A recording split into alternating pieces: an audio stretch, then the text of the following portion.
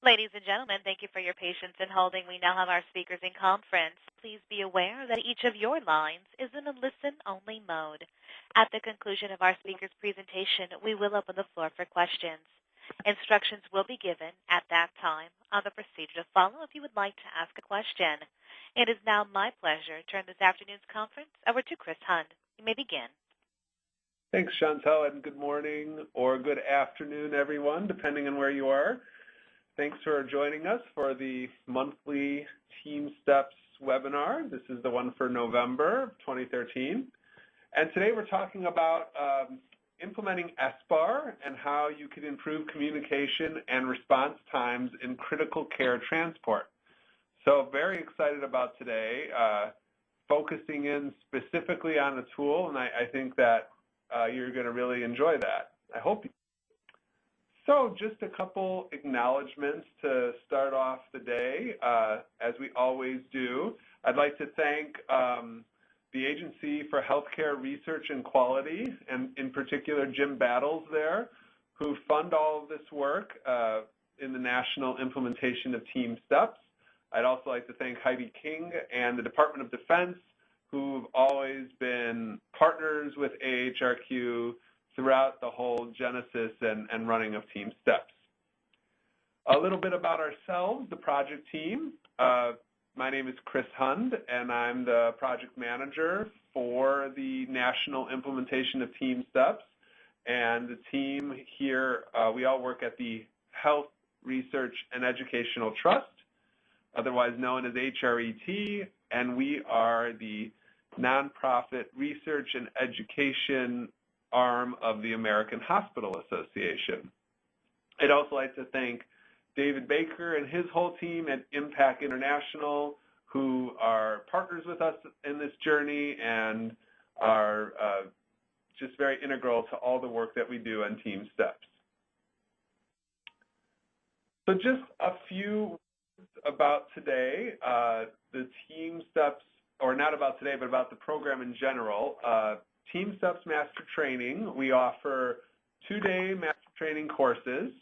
It is a train-the-trainer approach, so the hope is that you send a team of 3 individuals to one of our training centers, and those individuals go through, learn about the principles of TeamStepps, learn how to coach, learn how to measure, and learn how to implement TeamStepps, take that material back to your organization, and then teach others and create more and more people who understand and want to utilize the principles of the program.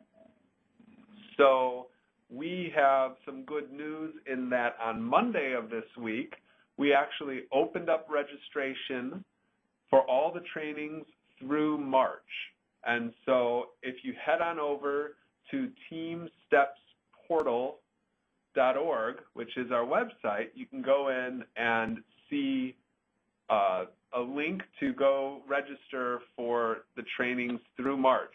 You can actually see the dates, I believe, of all the trainings next year, but what we're doing is releasing them in month chunks this time. So go on, check it out.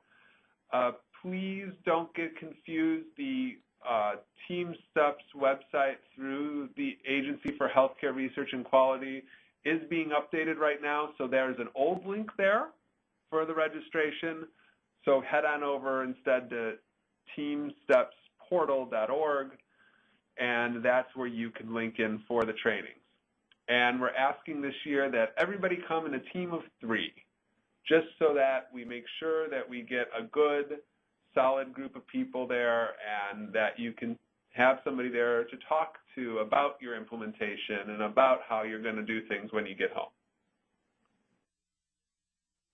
As always, we have a helpline as well as an email address, the email address being arcteamsteps@aha.org, and these are places where you can come and ask any questions of us, be them about how to register for training, how to connect with other people, maybe issues you're having with the portal, maybe a question about content. This is a place where you can go, and if we can't answer it, we'll make sure to get the message to somebody who can answer it.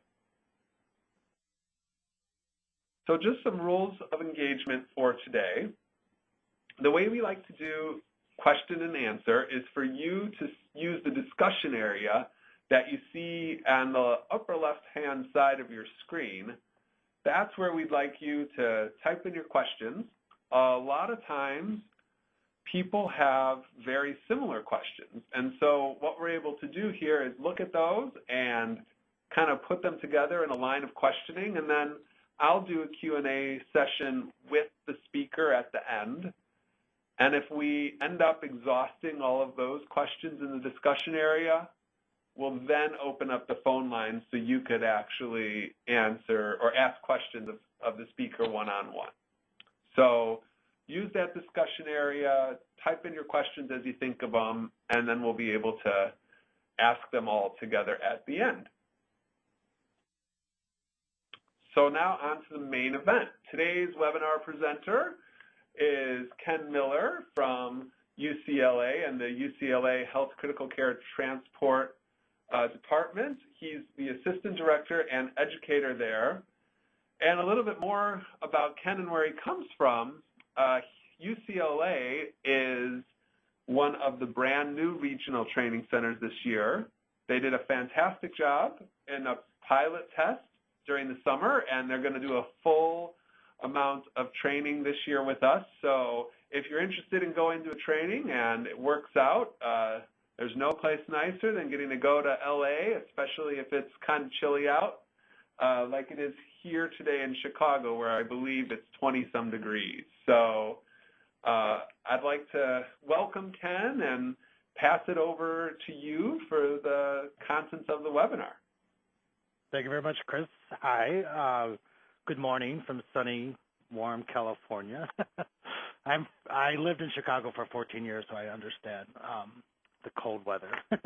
My name is Ken Miller. I'm the Assistant Director and Educator for the Critical Care Transport Team, and my background is neurotrauma. I did transport here at UCLA for 10 years, and I've been in the educator role for the last 5, which I just really love, and hopefully, you know, I'm here to make a difference for our team and in the industry of transport. You can go to the next slide.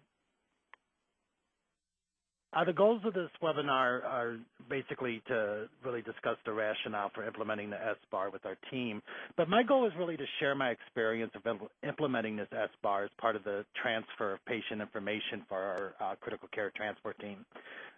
We're really quite proud of this project, and I really want to share the preliminary results we are achieving, and just to share with you what it's been like on our journey from the beginning and to the current state of this project.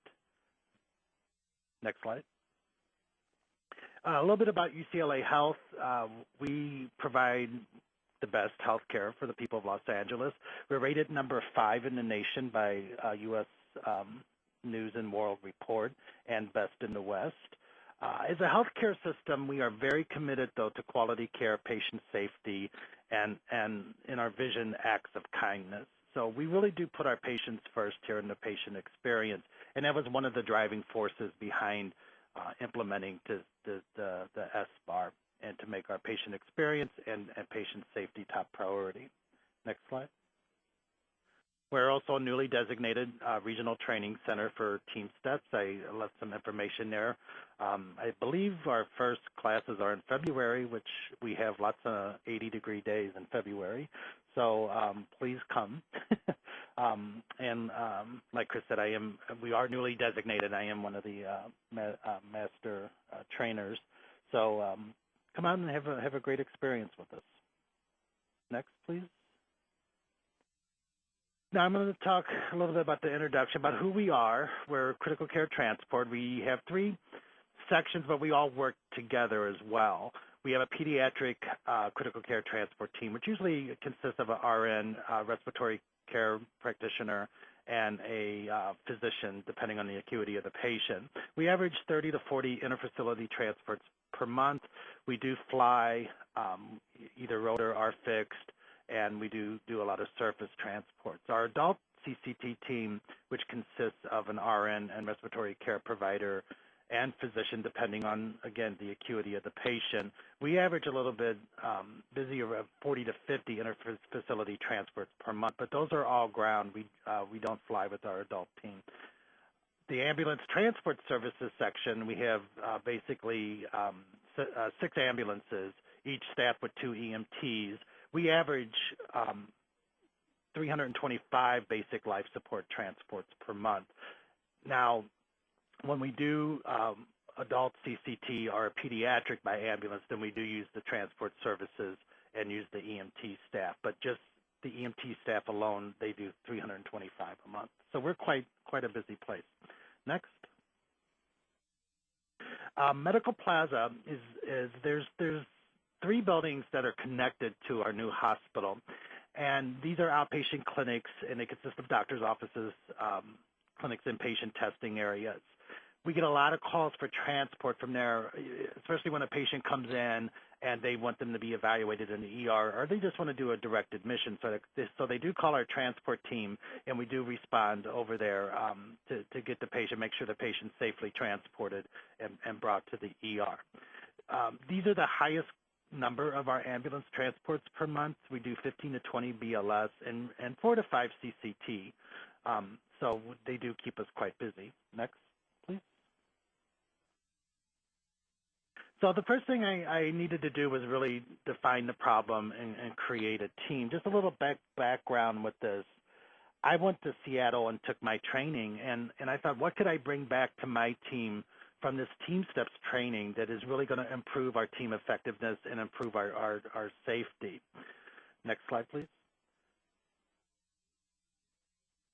So I had to look at really what we were doing. I did some quality improvement audits, and really I found that our response times were an average of 58 minutes to Med Plaza. Now, I found that really not acceptable, especially with the patient experience. So I really tuned in right there and said, okay, I got to fix this problem. When I kept defining it, I looked at things, and there was no standard process for transferring patient information. Everybody was kind of doing everything in silos. And then we were getting complaints of long response times from requesting departments. So that really defined our problem. I need to decrease these response times and at the same time maintaining patient safety. Next slide. So this is what our current process was, and as you can see, it made me a little dizzy making this too. There were basically 12 steps, and again, multiple phone calls, as you can see, and multiple transfer of patient information, which really made us vulnerable to medical error, our patient information error. So I really, looked at this and thought, okay, we really have to improve this, and what can I do as an educator to help promote a safer and more efficient time. Next slide, please. I did a little graph of prior response times to give to the staff, and as you can see, we took as long as 103 minutes with our shortest being 29. So that gave me great information, great data to base my findings on to be able to see how much we could have improve. Next slide, please. Now, I did, when I got that data and I looked at the process, and I thought, okay, well, let me do a simulation to see if we really do take this long. So I did what I called a needs assessment simulation. So what I did is I held a mock simulation. I actually went over to Med Plaza, worked with the nurses over there, and we made a request for a transport. And as you can see, it did take close to 55 minutes. Now, what was nice about this is we really got to sit down and look at the problems that we had and the things that the problems the nurse was able to bring up and the problem the EMTs were able to bring up, and debrief about that, and we really identified a lot of issues. Next, please. So I got all my information, I got my data, I got everything ready to go, and then I needed to create a change team. And sometimes this can be challenging. But I was able to recruit a champion nurse, and she was able to go back and survey all the nurses on their own transport processes and really started opening dialogue to talk about this.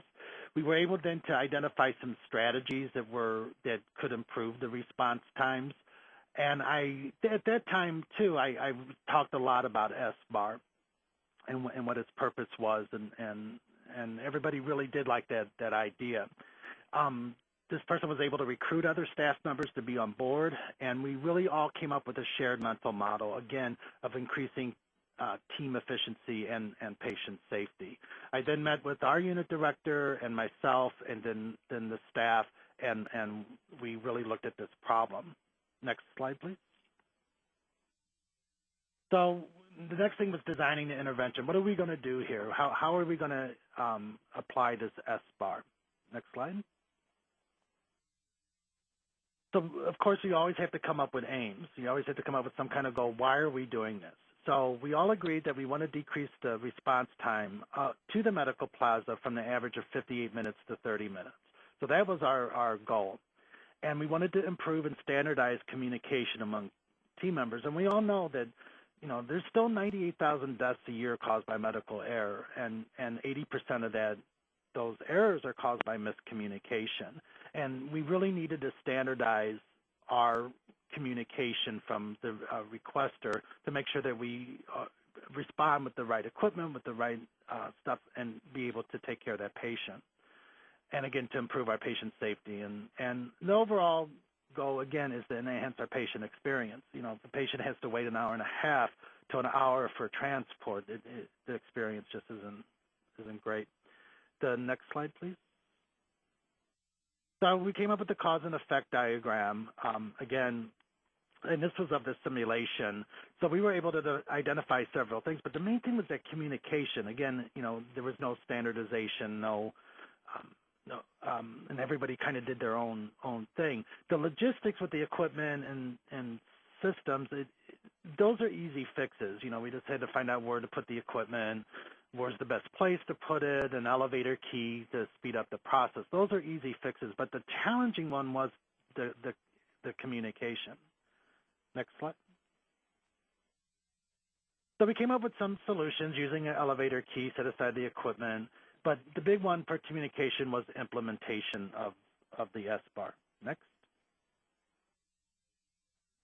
So we really felt, communication is priority, and it also leads to other negative outcomes. If you miscommunicate, especially with some of our patients, if they really need to get to the ER, and there's some miscommunication and the call's delayed, and you delay treatment, that can have a negative outcome. And of course, there's standardization calls from Joint Commission and also in transport with the Air and Surface Nurses Organization. Next slide. So why SBAR? Okay, the reason why we chose this is for several reasons. One, it meets the communication of our transport team. In transport, there's three things that we look at when we respond. There's three complications that we really want to avoid. And that number one is equipment failure, number two is line displacement, and number three is bringing the right personnel. That's what we designed our SBAR out of, was to be able to make sure that those three complications are addressed, the potential complications are addressed, and that we don't suffer from those. So that's how we designed and why we wanted to use the SBAR. It provides standard critical communication. All the nurses will receive the same information. It enhances team effectiveness and patient safety, as we talked about before, and it just really provides a vehicle to express concerns in a clear and concise manner. And that's what I like about SBAR. It kind of gets right to the point. Our goal was to get our transport team to that patient bedside. We didn't need a full report. We didn't need to know everything about the patient. What we needed to know was, why are we transporting this patient? What do we need to transport this patient safely and timely? Next, please. So now we had to develop an implementation plan. Next.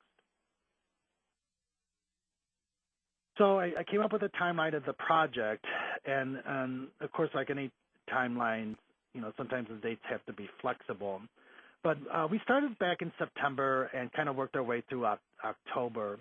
And we were pretty much on board. On the 4th of November, we did start the first wave of implementation. So I was able to gather some data after the implementation of the SBAR. And then our plan is on December 2nd to do a 1-month review with everybody and debrief about how it's going and how we feel that it's beneficial for our team. But it's always important to get that timeline of the project so you can really focus and stay on track with everything. Next slide, please. Now, the implementation was a little bit more challenging. I was appointed being the person responsible for implementing the project. So what I did is I had the nurses sit down and say, and look at this SBAR, and everybody put in what they feel they needed on the SBAR to do that transport safely. Now, this caused a lot of discussion even amongst the nurses, but they were all able to agree on certain elements of that SBAR that they felt that they would need to make that transport safely. So I held an education class on SBAR during our bi-monthly staff meeting. We also reinforced SBAR in Huddles, and I do this on a daily occurrence where I go in and I do a real quick huddle with them and talk to them. How's it going? Did you do an SBAR yesterday? How did that go? And try to debrief. And I think huddles are very important in education because it really reinforces what you're doing, and especially in the implementation phase of your project. And then, we started to monitor the baseline data. Next, please. So we came up with a new process flow chart. So we cut down from 12 steps to basically 7. And we wanted to do that again for efficiency. So the Med Plaza RN or staff placed a request. We have an electronic requesting system called AllScripts. The dispatcher receives that, calls the MP/RN back to fill out the SBAR and give them an ETA. Now, the dispatcher is an EMT. So they fill out the SBAR, then they give the SBAR to the CCTRN. The CCTRN then is dispatched to Medical Plaza, hopefully within 15 minutes from the time that they receive the SBAR. And they make patient contact. Our goal is 30, but from the time they really get that, it should be just 15 minutes. The times I'm measuring, though, is the time of the actual request to the time that they make contact. The RN then is dispatched to the Med Plaza, and then the EMT is dispatched to Med Plaza, and they bring the equipment. Then both teams arrive, make the patient contact. That's where they receive face-to-face report and initiate the paperwork. So we really streamline that to 7 minutes. Next slide, please. To 7 steps in 7 minutes. Some of the challenge, though, was agreeing on the information again, but there was a big dependency on receiving report over the phone and the electronic medical record. Now, of course, we're very pro electronic medical record, but that can be something once you make patient contact and get over there, then you can find other things. Again, the SBAR is designed to really get you over there quickly. And now there's discussions about who really should fill out the paperwork. Should it be the nurse? Should it be the dispatcher? Should it be the person requesting the call? So again, right now for our project, we're having a dispatcher fill it out, which is very important to really define that. And then at the end of the month, then we'll all sit down and debrief again and figure out, okay, what's the best way to do this? Next slide, please. So our first implementation, the time requested to the time dispatched to the time the RN arrived was 16 minutes, and we were very excited about that. I was kind of floored because I was looking at that and I'm like, my gosh, we cut this time down in 45 minutes just by implementing this one tool. We debriefed afterwards. The RN felt the information was more than adequate. The patient, completed the transport safely, and the EMTs had no problem getting the equipment. Everything really fell into place. Next slide, please. So, it's very important to debrief, especially after the first implementation of your project. So there's always 3 questions I ask with debriefing is, A, what went well? Again, the RN felt comfortable, the SBAR was complete, So those things we really liked. Now, what could be improved? This sending RN should have the information readily available. The dispatcher was actually put on hold until she gathered some more information. But I think what we can do is an education program of them understanding what SBAR is too as well, and being able to provide that information. I'm an old transport nurse, so I still, if the information I want to ask, because that way I know what I'm getting. I'm not depending on somebody else to give me information I really need to know about transport. So what did we take from this, and how can we improve our outcomes? Again, we're planning to roll out an education program, and then the dispatcher and CCT nurse should have a verbal review just of the SBAR real quick, like a little huddle, to make sure that everything is in place and there's no questions that need to be asked. Next, please. Our full implementation took place on November 4th. Now, we're still having some challenges. One of them is the nurse wanting to make phone calls. And again, this is kind of a dependent thing, but really, you know, reports should not be given over the phone. It should be given face-to-face, and that's what's important. Again, the SBAR is not in place of report. What it does is it's a tool that gets us there. Now, the other thing is trust. The nurses are having a little bit of issue trusting the SBAR. The dispatchers are having a little issue trusting the SBAR. But I believe this really comes from just a new process, and over time they will learn to trust it and learn to trust themselves. And then, you know, really making sure all the dispatchers are on board, because most of our Med Plaza calls take place during the day from about 11 a.m. to 5 or 6. So the night dispatchers really don't deal with this much, but I still want to educate them on it, A, if they have to rotate the days, but B, you know, there's a potential to roll this out for all our transports. Next slide.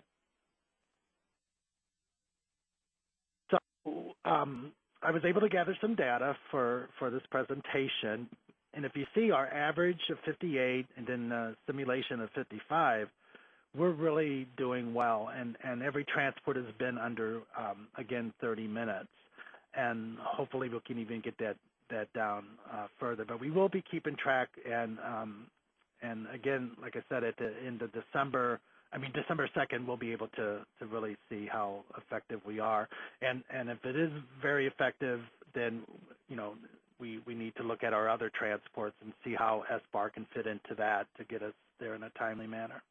Next slide. So monitoring communication plan, next.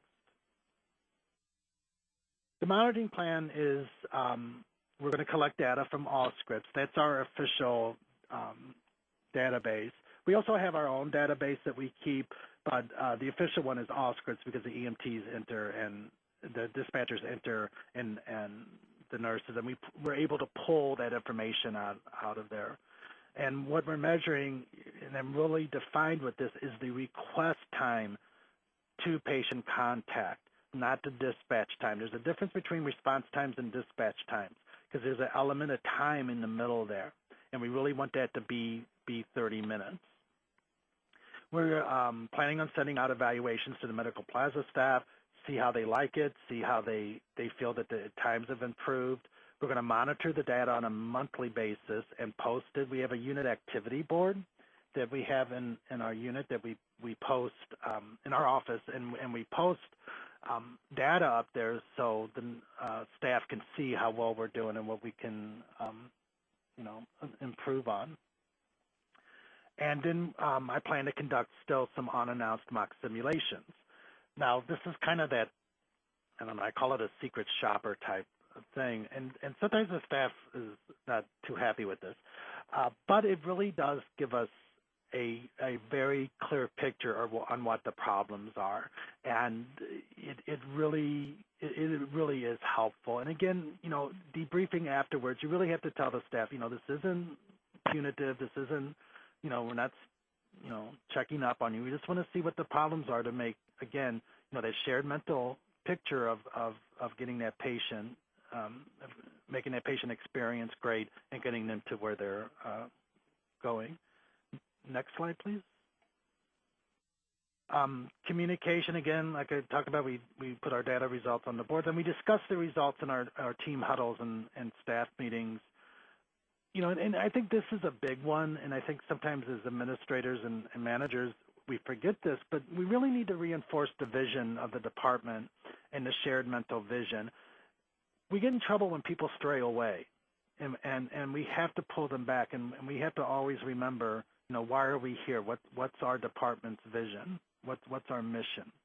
And then if we sustain these over a 3-month period, we're going to reward the staff with Starbucks cards, where we have a great reinforcement program here at UCLA, and we're able to give the staff. And of course, we're LA, we love Starbucks. So next slide.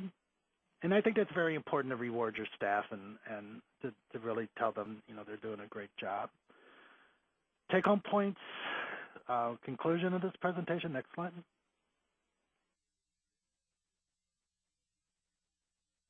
I think this is really important. I'm just going to spend a minute on this.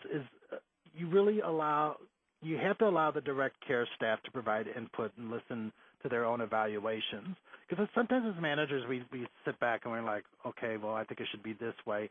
But, you know, the direct care staff really tells you how it is, and they need to listen, and we need to listen to them and listen to their own, you know, evaluations and what they think their problems are, you know, to make this more efficient. Keep the focus on your outcomes, and you have to constantly remind the staff sometimes, this is what our outcome is, this is what we want, because overall it's the patient's experience that counts, and we always have to keep that in mind.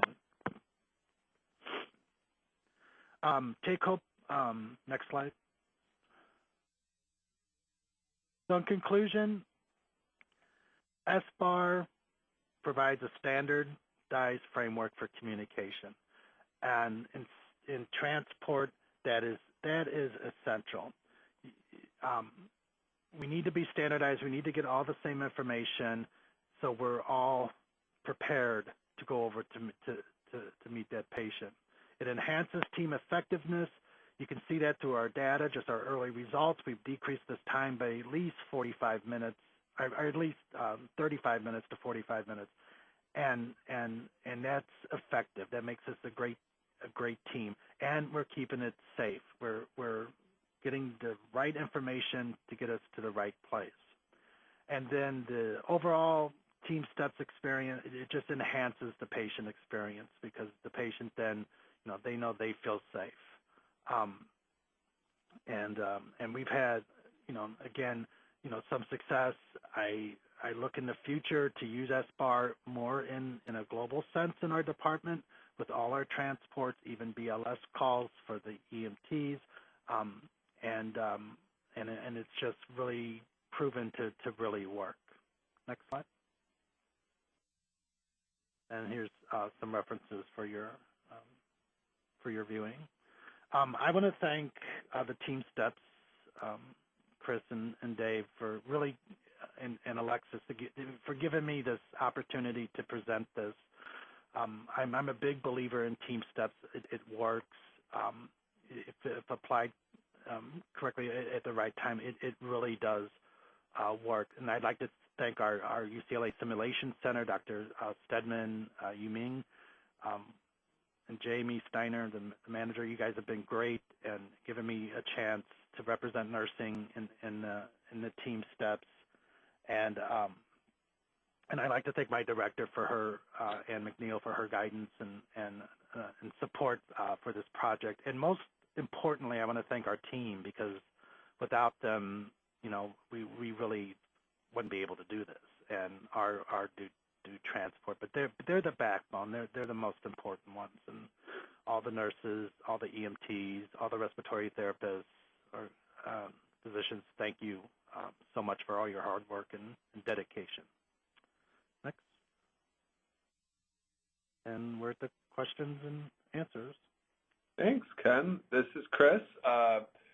So I really enjoyed your presentation, and I think one of the things that this presentation really supports is an idea that we have with what we think of as a really smart way of going about implementing TeamStepps, and that is the importance of looking at one problem at a time, coming up with, that aim statement, figuring out what it is that, you specifically want to solve, having that measurable, something that you can measure to see if you make that improvement, and tackling one thing at a time. And that's why I really thought your presentation was great, because it supports that idea. It's not like, oftentimes people approach TeamStepps or really any of the large patient safety kind of initiatives out there and say, I want to fix everything. And, right. I think you really show that that's important not to do that.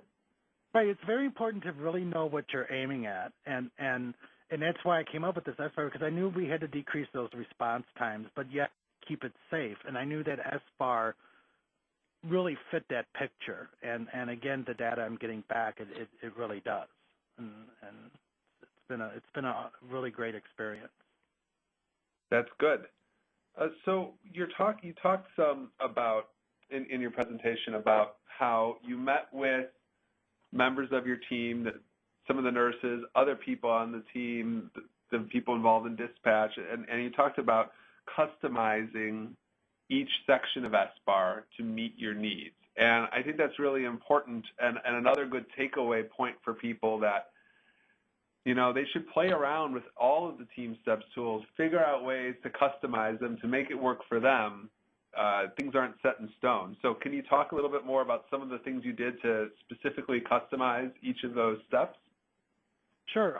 We actually had a staff meeting this morning, and we were talking about that nothing's set in stone, and I think that's really important to tell the staff. But what we did is we hung an SBAR up. We broke it down. We broke it to situation assessment,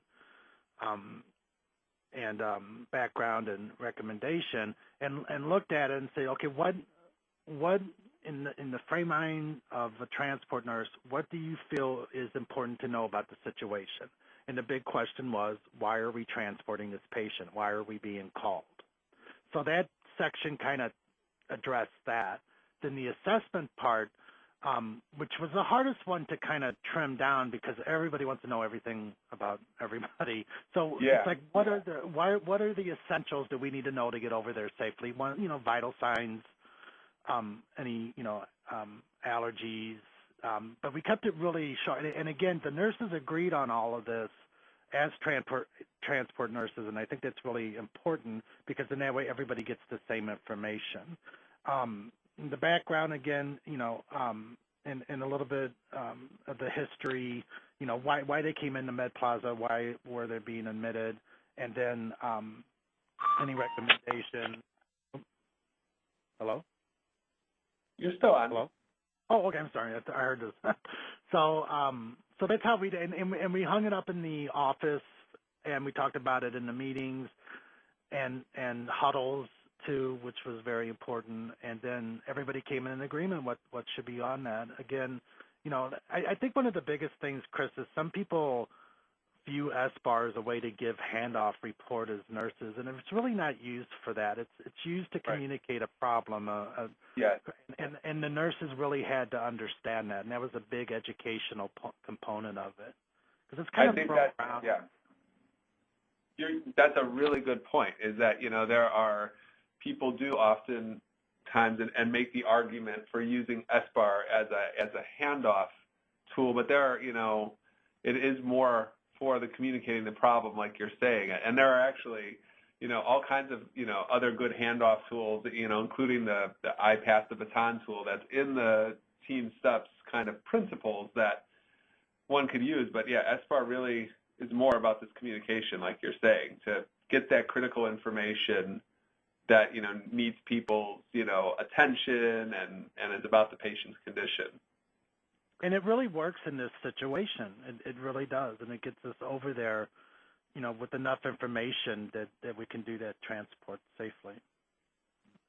So you obviously, meeting with all of the transport nurses and having these discussions, that's probably the most important way that you went about getting buy-in, right? Correct. You know, Yeah. making sure. And doing the huddles, I think that's so important, because just out of you just go in there, sit down, start talking, open up the dialogue again. How are we progressing? How do you feel we're progressing? And they really are able to tell you, and evaluate a lot.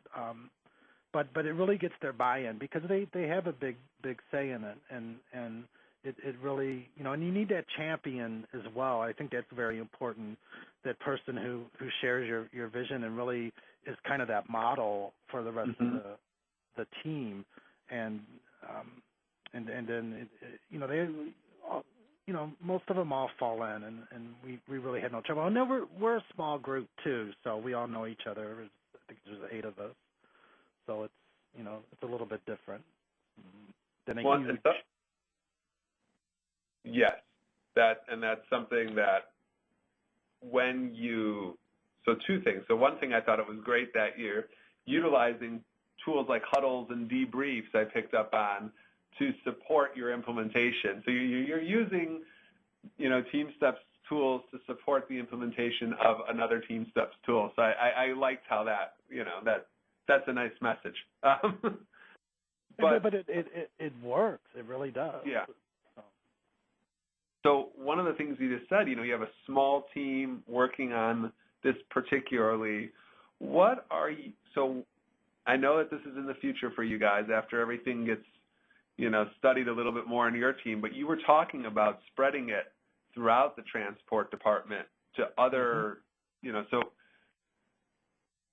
thinking pie in the sky, thinking into the future here, what are those steps to scale it up from, where you are now to fuller? Well, I think the next step would be, we have a sister hospital, Santa Monica, UCLA, which we do a lot of IFTs, interfacility transports between the two. Okay. And we get a lot of sick, we get a lot of balloon pump, or not a lot, but we get balloon pump patients. We get head bleeds that really need to come up here to Reagan to get intervention. And so, and I really think that SBAR is great, because when they request that call, we got the information right there. Bam, you're out the door and down there. So I see it really playing a role in that. And I really want to, what we all do. We will all want to look at how can we incorporate the EMR in this, our electronic medical record, and be able to just generate an SBAR form for transport, so that all that information is already all populated. And then you just make a phone call if you have a question. So that's our overall vision with this, and we're going to work with we're on Epic here, and we're going to work with our Epic people and maybe get something in that fashion. So when they request a call, all they have to do is generate that SBAR and make it even more quicker. I'd be curious to see how that goes. You'll have to let us all know here. I know that there's a lot of talk about, what some of these TeamStepps tools, in conjunction with an EMR, how does that look? And, it's a little bit off topic, but, do you have any thoughts? Do you think that, utilizing that, are you worried that it cuts down on some of the personal communication, or do you think that it will work well and, having it populated will be a good efficiency, but also kind of keep that communication working well? I thought of that too. I thought, okay, well, this is cutting down, because even when I practiced at the bedside, it was like, okay, you're so dependent on that phone call and talking to that other nurse, but again, when you look at this tool, it's to get you there, and once you're there, then you get the personal face-to-face report, but you're going to get a much better report, a much thorough report. So again, it's not, the SBAR isn't replacing that personalized report. It's just giving us enough information to get there to make contact with the patient. And that's and I think that's the hardest thing that the nurses have, is letting go of that, or trusting that SBAR. So I talked about in the presentation, and until they keep doing it and know that this works, then I think we'll trust the system more. So that's probably the one point of contention that people have where there's a little pushback is that trust. So besides encouraging them to keep doing it and to get used to it, are there any other strategies you could give folks about, dealing with people who might have, that kind of issue or any sort of pushback? I think the most important part is listening. And some of them do have valid points, and it might not be on the same vision you have, but you really need to listen to them and then give them the options of what you think, the vision would go. I think that's the best strategy. I mean, we actually did this morning in a meeting that we were talking about, some of the problems with the SBAR that, the dispatchers felt they were having, et cetera. But I think the most important part is listening and then, leading everybody towards that vision. We have to have that common mental image, because if we don't, then that's how we go astray. And we need to really, keep on that. But in the meetings, again, keep reiterating what our vision is with this project and what our goals are. So this really goes, I think, to the point of your background as an educator and a coach, I'm assuming. What do you do if somebody, and it can be with SBAR or really anything else that you do, when people aren't complying with the system? So if you have somebody, one of your dispatchers or somebody who's like, you know what, I'm not going to do it that way. What kind of strategies do you have then? No Starbucks, I know that, but I think it's important to pull them aside and kind of have a crucial conversation with them to say, this is an important project. It is a national standard we want to use. And again, it's about patient safety and the patient experience, and we need you to be on board with that. And then, and sometimes you have to have that crucial conversation like that, because there are some people that, just don't like change. But fortunately, we haven't had to do that to that extent. But as a administrator manager, that's what you need to do sometimes. Yeah, I think what you said there, thinking about it as part of the larger picture, because if you're improving the patient experience, I mean, you really can start thinking about, things like, your HCAHPS scores and improving that hospital-wide, and it all, all of these things roll up into it. And this is one of those moments, I think, that a patient might remember. It stands out as a moment in their care that is not being in their room. It's moving, it's being, interacting, seeing other things. And so it's kind of a really big moment, I would think, for hospitals. It is. And even I remember when I was a patient, I had a EGD done, and they did a timeout before the procedure, and I actually had a sigh of relief.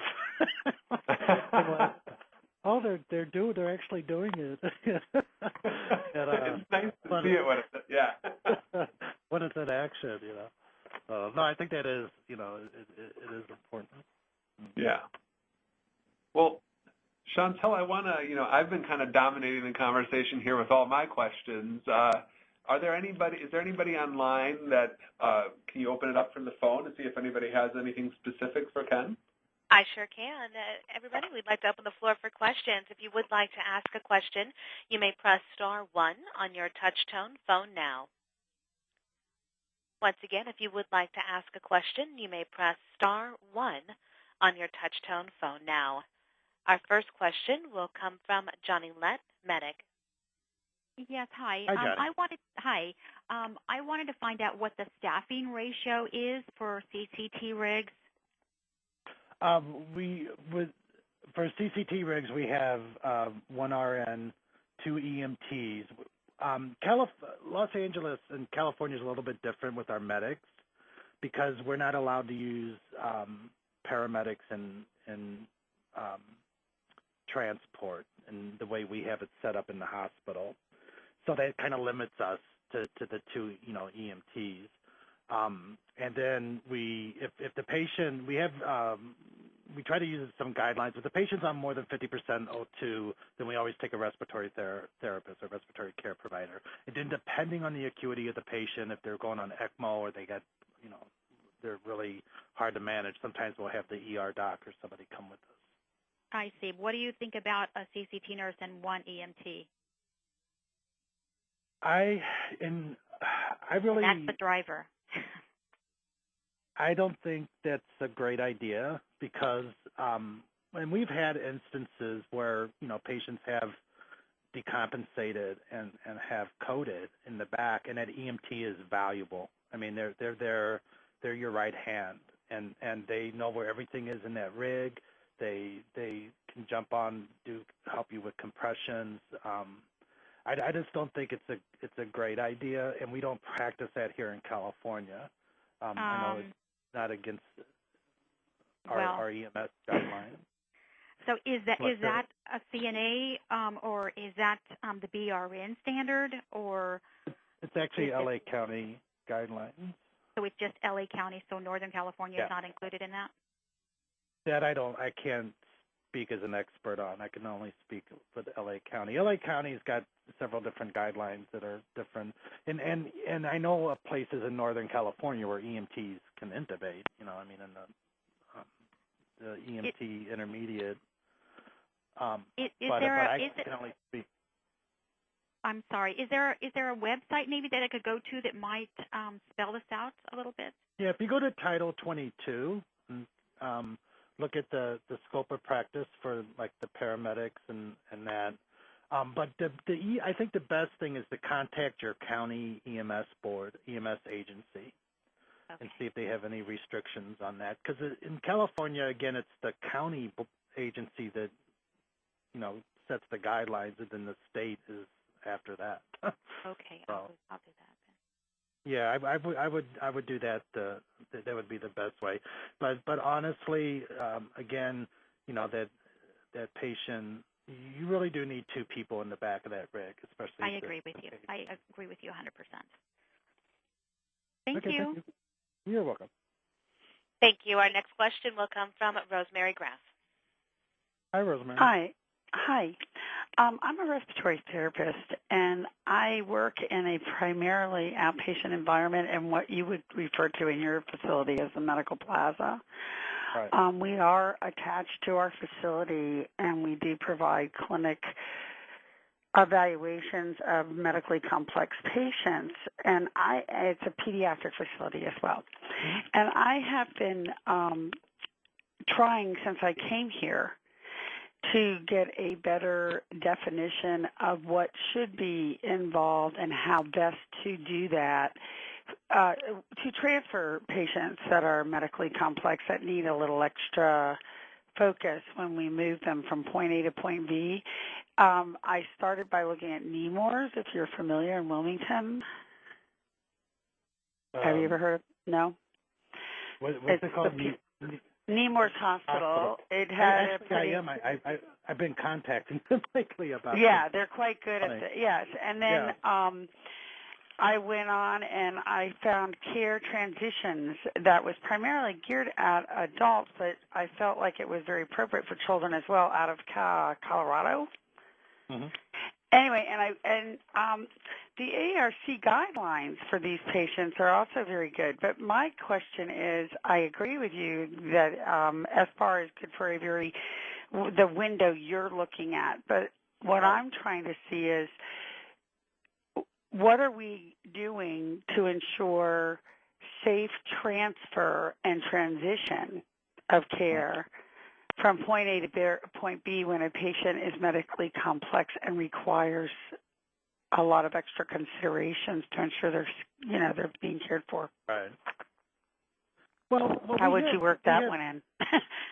Yeah, that's kind of a challenging question. And I can only speak for what we do, because we do get calls sometimes when we go over there, and what they say on the request and what's over there are two different. That's what I mean. Like when they come in and they don't have any of the equipment they're supposed to have, or. But that's why we developed this SBAR to address that, because there's three things that happen in transport: equipment failure, you pull out their lines, and you don't have enough personnel. Those are the not enough personnel. I was thinking transfer of data. Are adequate. Right. And adequate personnel, but what about the lack of transfer of pertinent, relevant data? You have electronic records. We are not electronic.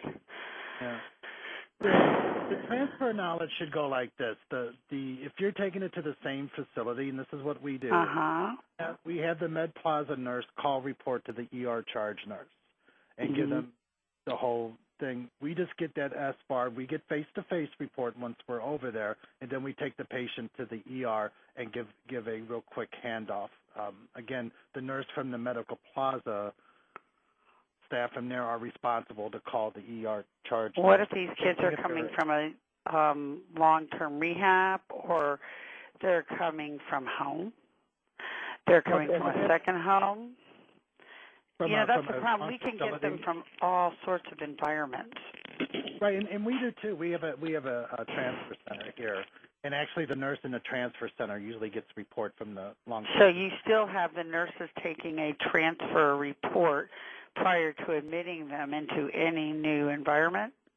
Right, and that's a different department though. That's bed control, so they can put the patient in the correct, All right. Right. No, I've just been trying for a while to get some kind of system in place so that I feel like we're doing them justice. Right. Oh no, that's understandable. Again, what I love about the SBAR is it does address the transport issues, and to really, because there's nothing like, and I, as an educator, I still have my staff, the staff work out math problems of how to do and that, because when you're in a helicopter and your batteries go dead, it's you. You have no choice, and you want the complication to happen from the patient, not from transporting them. Exactly. Yeah. Well, thank you. I hope that helped a little bit. Thank you. You're welcome. Thank you. Our next question will come from Scott Newton. Hi, Scott. Hello, this is Scott calling from Johns Hopkins in Baltimore. Oh, hi, Scott. How are you? Good. So I'm the Assistant Director of Nursing for our Critical Care Transport team, and I'm curious as to whether or not you've rolled out the full TeamStepps training to your group. That's a good question. We're in the kind of the process of it, but we're also looking at it house-wide, which, can be a little bit more difficult. But for our team, I do put them through the tools, and I do that in the skills day, because we're also part of the adult team's also part of the resuscitation team. So we use a lot of simulation education and using these tools such as the COS, SBAR, 2-challenge rule, especially during a code.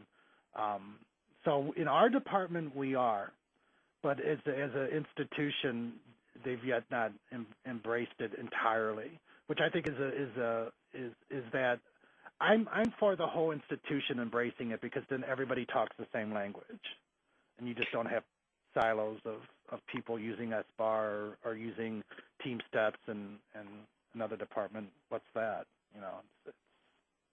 It sounds like you're having a similar experience as we are here in our region, in that TeamStepps had good uptake in our community hospital settings, and what we were finding was our teams were going out and experiencing the trigger words, the 2-challenge rule, the different cuss words, etc., and we recognized that we were not keeping up with the community hospital. So we've initiated a training about a year ago, and we're working to get all of our providers through it over a period of 2 years.